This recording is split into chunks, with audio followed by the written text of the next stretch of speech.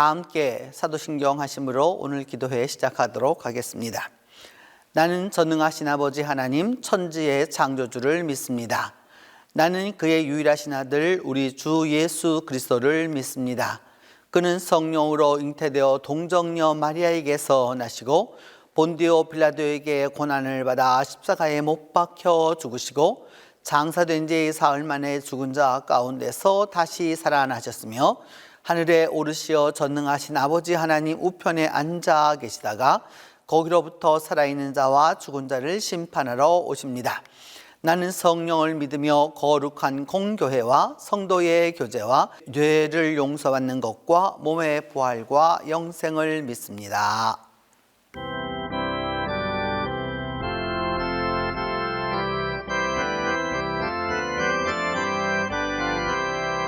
예수 부활했으니 할렐루야. 만민 찬송하여라. 할렐루야. 천사들이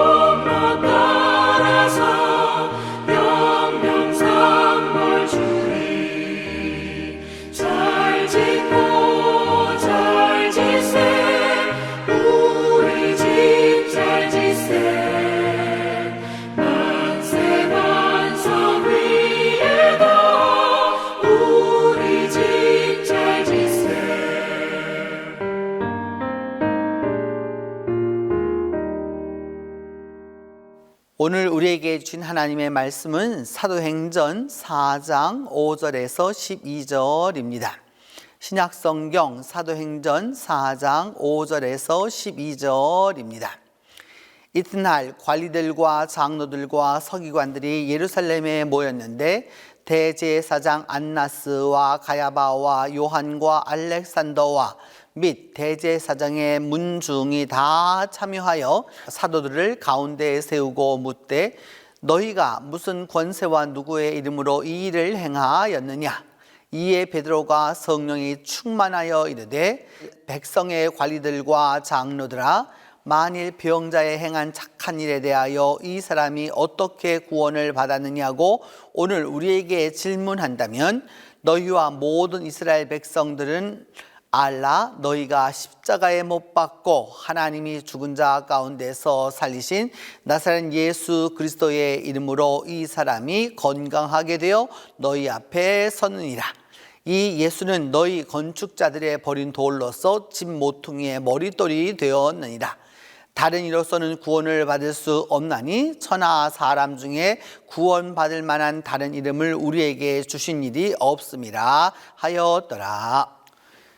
성전 미문에서 안진뱅이가 계속해서 구걸을 하였던 그 사건을 요한과 베드로가 드디어 그를 예수 그리스도의 이름으로 일으켜 세워서 그가 하나님을 찬양하게 되는 그 사건은 그 안진뱅이 개인을 넘어서 이제 사회적 사건으로 변화되었고 그렇게 사람들이 많이 알게 됨으로써 이제 이 사건은 정치적 사건으로 비화되었습니다. 이 사건이 사람들에게 많은 그런 지지를 받게 되자 대제사장 가문의 사람들이 총출동하였기 때문입니다. 이 대제사장들이라고 하는 그 표현은 로마 시대에서만 나타나게 되는 것인데 사실 성경은 대제사장은 종신제이기 때문에 들이 될 수 없습니다. 그러나 로마는 이 일을 그 유대인들을 다스리기 위하여서 대제사장들을 여러 명을 둠으로써 그들이 그 서로 간에 반목하게 만드는 그런 식민주의 정책을 취했기 때문에 이들은 아주 정치적으로 상당히 서로 파벌의식을 갖고 있는 그런 집단이었습니다. 이들은 영혼의 불멸을 믿었지만은 육체의 부활은 믿지 않았습니다. 바리새인들이 육체의 부활을 믿었고 사두개인들은 이마저도 믿지 않았다고 하는 것으로 보면 서로 이렇게 교리적으로 대립되어 있었던 상황입니다. 바리새인과 대제사장은 서로 직책은 달랐고 여러 가지 그 모든 것들이 달랐지만 사상적으로 서로 이렇게 대립하는 그런 상황이었습니다. 어떤 의미에서 보면 바리새인은 보수적이었고 그 다음에 대제사장들은 진보적이었다고 할 수 있습니다. 바리새인들은 로마와 또 그 로마의 정치와 연합하는 것을 아주 극구 싫어했습니다. 그래서 보다도 종교적으로 정결하게 살기를 원했고 깨끗하게 살기를 노력했던 사람들입니다. 그러나 대제사장들은 그 반대로 로마의 권력과 타협하고 로마의 권력에 부응해서 자기의 위치를 이렇게 지켜나가는 사람들이었습니다. 그런데 이 두 파가 간에 교리적인 믿음의 차이가 있었습니다. 이들은 부활에 대하여서 바리새인들은 부활을 믿었지만은 이 대제사장 그룹들은 영혼의 부활을 믿지 않아서 서로가 교리적으로는 적대할 수밖에 없었습니다. 물론 예수님을 핍박하고 십자가에 못 박는 데는 하나가 되어서 연합되었지만 결국 다시 만나게 되면 싸우는 그런 사이였습니다. 그런데 베드로와 요한이 예수님의 부활을 증거합니다. 바리새인들은 예수님을 전하는 것이 사실은 별로 마음에 들지는 않지만 내심 부활 전파를 조금은 좋아하고 있는 듯 합니다. 왜냐하면 상대방이 나빠지는 거니까 상대방이 좋아하지 않는 일을 이쪽에서 누군가가 대신해 주고 있으니까 이것은 이렇게 손 안 대고 뭐 하는 격과 같은 것이죠. 또 제사장들의 입장에서는 베드로와 요한이 이와 같이 부활을 증거하는 것이 못마땅했습니다. 왜냐하면 바리새인들의 세력이 높아진다라고 하는 것은 결국 자기들의 세력이 약화된다는 것을 의미하기 때문입니다. 바리새인들 때문에 베드로와 요한이 부활의 도를 전하는 것을 그 대제사장 그룹들은 싫어했습니다. 또한 당시의 제사장과 성전 안에서 봉사하는 그 사두개인들은 권력을 가졌고 돈을 가졌기 때문에 상당한 부유층이었고 귀족들이었습니다. 로마와 타협하면서 권력을 유지했고 또 그 성전세까지 거둬들임으로써 그 재물을 유지하는 그런 사람들이었습니다. 로마의 보호를 받아가며 그 로마의 특권을 누리는 바로 그런 이들이었습니다. 그런 그들에게 이 기존의 질서가 여러분 무너지는 것을 그들은 원하지 않았습니다. 옛날도 그렇고 지금도 그렇고 부자는 여당을 지지합니다. 왜냐하면 정치가 흐릿하고 경제가 어둡고 그런 사람들은, 이 돈이 많은 사람들은 그런 기존 질서가 흔들리면 안 된다라고 생각하기 때문입니다. 은행이나 주식이나 이렇게 많은 돈을 넣어두었는데 이것이 정변이 나거나 정권이 흔들리게 되면 다 휴지 조각이 되고 말기 때문입니다. 그래서 이 대체적으로 역사적으로 보면 그 가난한 이는 야당을, 또 대제는 좀 있는 사람들은 여당을 선택하는 편이었던 것이죠. 그런데 베드로와 요한이 이렇게 예수 그리스도의 부활을 증거합니다. 이것이 사회의 일반 민중에게, 그 사람들에게 영향을 미쳤고 기본 질서를 갖다가 기존 질서를 흔듭니다. 사두개인들은 기존의 질서가 흔들리는 것을 결코 바라지 않았고 자신들의 그 지위와 부를 지켜나가는 데에 베드로와 요한은 걸림돌이었을 뿐입니다. 그래서 그 베드로와 요한을 붙들어 놓고 대제사장이 질문합니다. 너희가 무슨 권세로 누구의 이름으로 이 일을 행하였느냐라고 말합니다. 곧 배후가 누구냐라고 하는 것을 질문하는 것이죠. 로마의 반역하에 일어나는 정치적인 운동을 각색해서 이 문제를 해결하려고 하는 것이지 않습니까? 결국 신앙적인 문제를 가지고 정치적인 문제로도 돌려가지고서 오히려 핍박을 하려고 하는 경우에 해당한다고 할 수 있습니다. 오늘 본문 그 8절은 이렇게 말합니다. 이에 베드로가 성령이 충만하여 말씀합니다. 상대는 인간의 지략을 썼고요, 머리를 썼고요, 그 다음에 여러 가지 계략을 써가지고 사회적인 사건을 정치적인 사건으로 만들어서 이것을 없애려고 할 그때에 베드로와 요한에게 성령이 임했다, 충만했다라고 말씀하고 있습니다. 이 충만이라고 하는 단어도 상당히 중요한 것이고 성령이라고 하는 것도 우리에게는 아주 중요한 것이죠. 성령은 크게 두 가지 역할을 합니다. 중생과 성화의 역할을 하죠. 우리가 예수 그리스도를 통하여서 세례를 받고 그러므로 말미암아 성령으로 다시 한번 거듭나게 되는 중생의 역사가 있고, 하늘나라 가기까지 우리가 주님 안에서 우리의 삶을 거룩하게 만들어가는 성화가 있기 때문입니다. 그래서 성령의 역사는 아주 특수한 것이고 사명적이고 하나님의 일을 감당하게 하는 은혜의 선물입니다.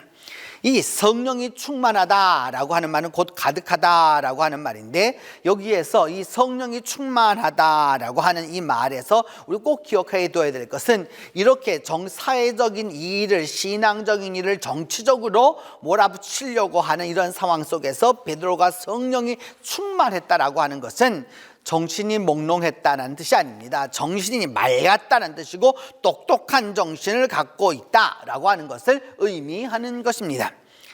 간혹 교회 안과 바깥에서 성령이 충만하다라고 하면 정신이 몽롱해지고 여러 가지 좀 헛소리를 하면 그것이 성령의 충만의 근거라고 생각하는 사람들이 있습니다. 이는 잘못된 것이죠. 성령이 충만하다라고 하는 것은 먼저 무엇을 듣느냐, 몽롱해져 가지고 이 뭔 소리를 하는지 알지 못하는 것이 아니라 성령이 충만해짐으로 말미암아 용기를 얻게 되었다라고 하는 것을 의미하는 것이죠. 베드로가 이 사건이 사회적인 사건, 종교적인 사건이었으나 사회적인 사건으로 비화되고 정적인 사건으로 어떻게 일을 추리할지, 이렇게 처리할지에 대하여서 모르고 있는 것이 아닙니다. 그렇지만 그 모든 것에도 불구하고 그는 죽음마저도 두려워하지 아니하고 모든 핍박과 환난과 고통에 개의치 않는 그 믿음을 가지고 신령한 용기를 가지게 되는 것이죠. 이것이 바로 성령 충만입니다. 그렇게 성령이 충만해지자 지혜를 갖게 됩니다. 대제사장 앞에 선 그 베드로와 요한은 성령이 충만해서 입을 엽니다. 자기들의 생각으로 말하는 것이 아니고 자기 인간의 말을 하는 것이 아니라 성령이 시키시는 말을 하게 해주는 것이죠. 곧 그 지혜의 언어로 말씀하게 됩니다. 이것이 바로 주님의 말씀이 성취되는 것이고 신령한 지식이라고 말할 수 있습니다. 베드로는 말합니다. 너희가 십자가에 못 박고 하나님이 너희들은 십자가에 못 박았지만 하나님께서 죽은 자 가운데서 살리신 나사렛 예수 그 이름으로 이 사람이 건강하게 되어 바로 너희 앞에 서 있지 않느냐라고 말합니다. 이것이 바로 복음의 골자입니다. 십자가에 못 박은 장본인들이 지금 이 자리에 앉아 있습니다. 이 자리에 가 있습니다. 가야바가 지금 그 앞에 있습니다. 안나스가 그 앞에 있습니다. 다른 제사장들도 그 앞에 있습니다. 바로 그들을 두고서 이렇게 말합니다. 너희들이 십자가에 못 박았지 않느냐? 예수를 못 박았다. 그런데 그 예수를 하나님이 다시 살려주셨다. 그래서 그는 절대로 죽을 뿐이 아니고 죽어서도 안 되는 분이고 그렇게 예수님 그런 분을 너희들이 죽였는데 이렇게 아주 강하게 이야기합니다. 대제사장들에 대하여서 정면으로 도전하고 정죄하는 순간입니다. 그러면서 베드로와 요한은 말하기를 나사렛 예수 그리스도의 이름으로 이 일을 이루었다라고 말씀합니다. 나는 다른 분이 아니라 예수 그리스도에게 고용되어 있다라고 말씀하고 예수 그리스도의 이름이 바로 여기에 역사하고 계시다라고 말씀합니다. 그러면서 비유하기를 예수는 건축자의 버린 돌이 꼭 집모퉁이의 머릿돌이 되었다라고 이렇게 말씀하고 있습니다. 건축자가 돌을 쓸모가 없어가지고 내버렸는데 그 돌이 무엇이 되었느냐? 모퉁이돌, 머릿돌이 되었다라고 말하는 것이죠. 서양 건축에 있어서 아주 중요한 것은 이 모퉁이돌입니다. 이 모퉁이돌이 빼내면 건물이 무너지게 되는 거죠. 꼭 우리 한옥도 비슷하다고 할 수 있습니다. 한옥도 여러분 이런 그 기초를 세우고 난 다음 그 위에 기반석을 놓고 그 기반석 위에 기둥을 세우고 난 다음 그 지붕의 무게를 가지고서 이것을 가지고 유지하게 되는데 만약 이 돌이 빠져지게 되면 그 건물이 무너지게 되는 거와 꼭 같은 것이죠. 사람들이 볼 때에는 그분은 별로 힘도 없었고 능력도 없었고 별 볼 일 없는 존재였지만은 그래서 그들을 너희가 십자가에 못 박아 죽였으나 그분은 만왕의 왕이시고 메시아 되시고 다시 오시는 재림주가 되신다라고 이렇게 말씀합니다.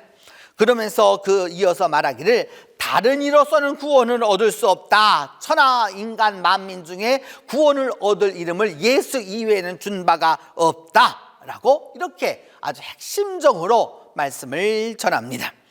이 본문 말씀을 우리 입장에서 보면 굉장히 강력하고 영적이고 능력 있는 말씀입니다.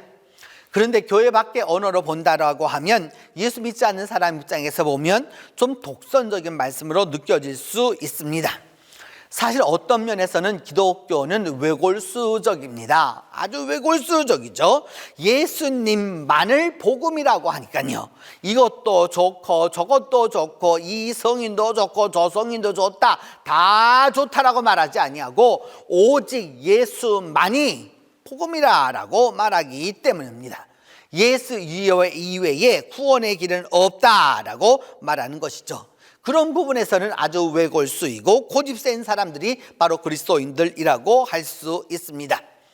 그리스도인들은 바로 이 일에 대하여서 여기에 대해서는 양보하지 않고 그 일을 위해서 순교를 감당하는 것이죠.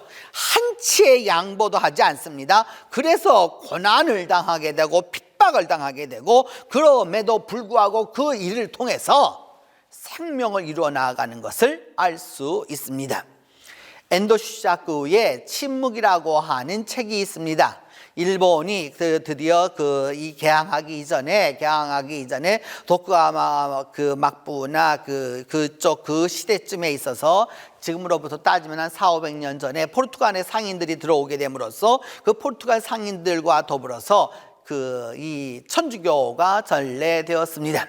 천주교가 전래되어서 당시에 아주 가난했던 그 민중들 사이에게 퍼져나가게 됩니다.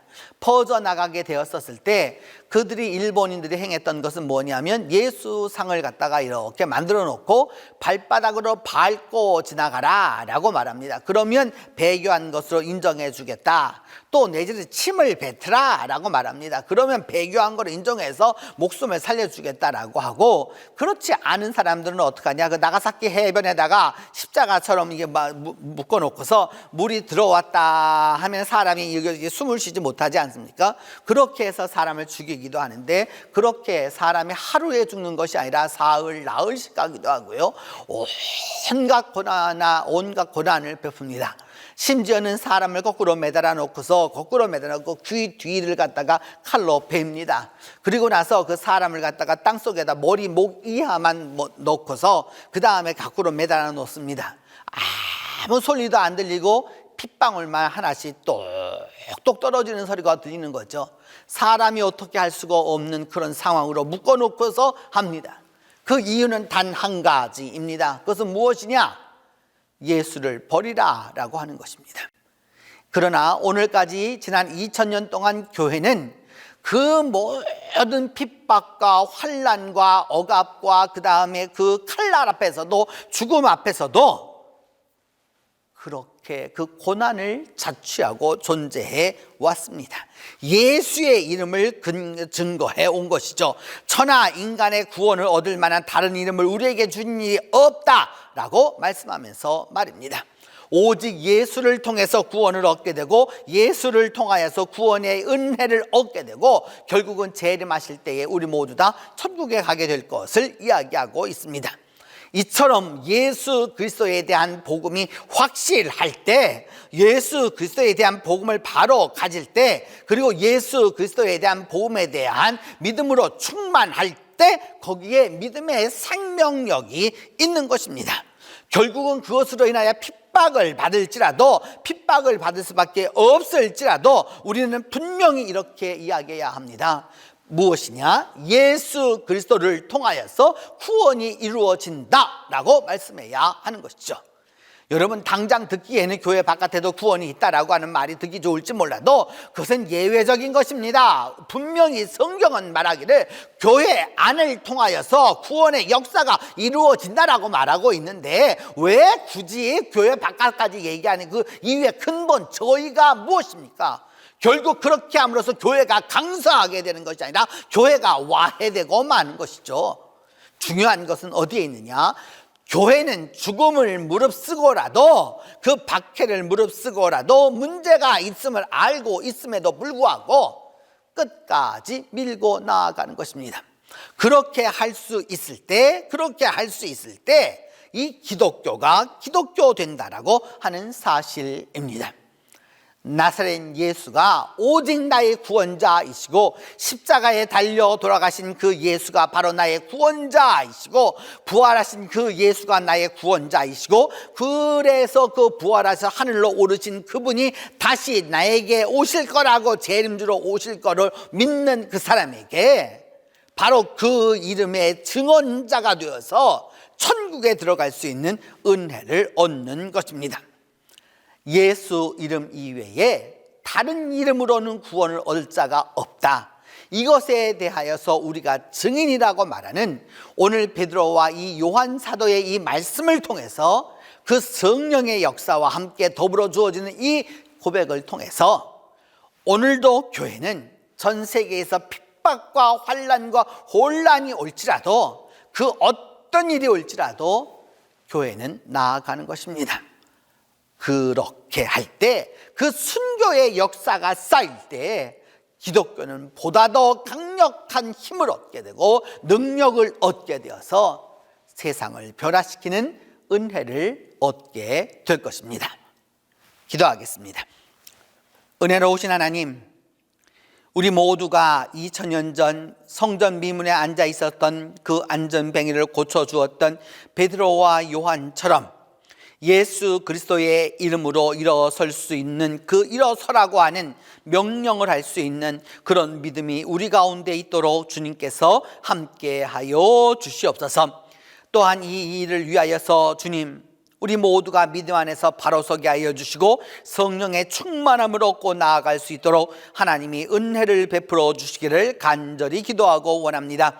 예수 그리스도만이 구원의 그 절대자이라고 하는 사실을 고백하게 하여 주시고 그 믿음 가운데서 올바로 설 수 있도록 하나님이 은혜로 역사하여 주시옵소서. 은혜로우신 하나님, 이 시간에 기도하고 원하는 것은 그리함으로 말미암아 우리 모두가 다 믿음의 증언자가 될 수 있도록 하나님이 은혜를 베풀어 주옵소서. 때로 내게 다가오는 여러 가지 환난과 고통과 어려움과 그 다음에 고난이 있을지라도 하나님 믿음 안에 바로 서서 우리 모두가 바로 은혜 가운데 나아갈 수 있도록 하나님이 은총에 은총을 더하여 주시옵소서. 이 시간 주님, 우리 교회 학교를 위하여 기도합니다. 특별히 영아부와 유치부를 위하여 기도하오니 은혜를 베풀어 주시고 함께 하여 주셔서 이 교회 학교가 주님 안에서 더욱더 흥황해 갈 수 있도록 하나님이 도와주시기를 간절히 기도하고 원합니다. 하나님, 이 어린아이들이 어려서부터 믿음을 얻게 하여 주시고 믿음을 증거받아서 이들이 온전한 그리스도인들로 자라나갈 수 있도록 하나님이 함께 하여 주시기를 간절히 기도하고 원합니다. 오늘도 병상에 있는 동신의 가족들이 있습니다. 하나님 은혜를 베풀어 주셔서 치유하여 주시고 치료하여 주시고 주님께서 함께 하여 주셔서 그 안전뱅이가 일어났던 것처럼 병마에서 일어날 수 있도록 하나님이 도와주시기를 간절히 기도하고 원합니다. 하나님이여 은혜를 베풀어 주시옵소서. 하나님이여 함께 하여 주시옵소서. 그리함으로 말미암아 믿음 안에서 우리 모두가 승리할 수 있도록 하나님이 은총을 더하여 주시기를 원합니다. 주님, 이 하루를 살아가는 동안에 우리 모두가 다 주님 안에서 행복하게 하여 주시고 능력 있게 하여 주시고 성령으로 말미암아 우리의 생각이 더욱더 지혜로워질 수 있도록 하나님이 함께 하여 주시옵소서. 이 하루 동안 살아가는 우리 동신의 가족 모두의 은혜를 베풀어 주시고 이 기도회에 참석한 이들 모두 위에 하나님의 은총을 더하여 주시기를 기도하옵고, 이제 주님께서 가르쳐 주신 기도로 오늘 기도회 마치도록 하겠습니다. 하늘에 계신 우리 아버지, 아버지의 이름을 거룩하게 하시며 아버지의 나라가 오게 하시며 아버지의 뜻이 하늘에서와 같이 땅에서도 이루어지게 하소서. 오늘 우리에게 일용할 양식을 주시고 우리가 우리에게 잘못한 사람을 용서하여 준 것 같이 우리 죄를 용서하여 주시고 우리를 시험에 빠지지 않게 하시고 악에서 구하소서. 나라와 권능과 영광이 영원히 아버지의 것입니다.